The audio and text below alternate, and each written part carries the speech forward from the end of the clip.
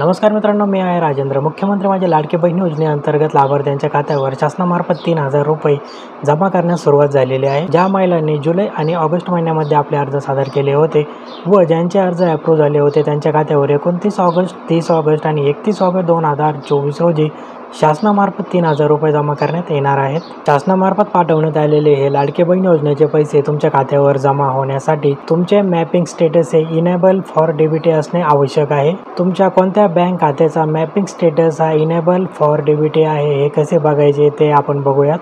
यासाठी तुम्ही सर्वात प्रथम गुगलमध्ये जाऊन NPCI असे सर्च करायचे आहे। आता प्रथम क्रमांकावर दिसणाऱ्या npci.org.in या वेबसाईटवर क्लिक करायचं आहे। या होमपेजवर तुम्हाला कंझ्युमर असा पर्याय दिसेल, त्या समोरील अधिकच्या बटनावर क्लिक करा। या ठिकाणी बरेचसे पर्याय तुम्हाला दिसणार आहेत। यातील सर्वात शेवटचा पर्याय भारत आधार सीडिंग इनेबल यावरती क्लिक करा।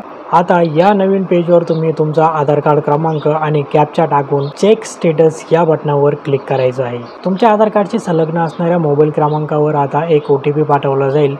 तो OTP या रकान्यामध्ये टाकून सबमिट बटनावर क्लिक करायचं आहे।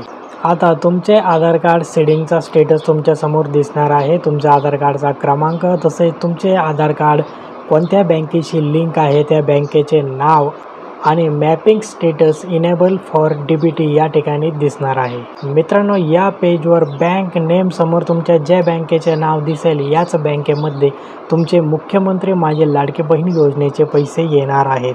ही महत्त्वाची माहिती जास्तीत जास्त शेअर करा आणि पुढील अपडेट्ससाठी चॅनलला सबस्क्राईब करण्यास विसरू नका।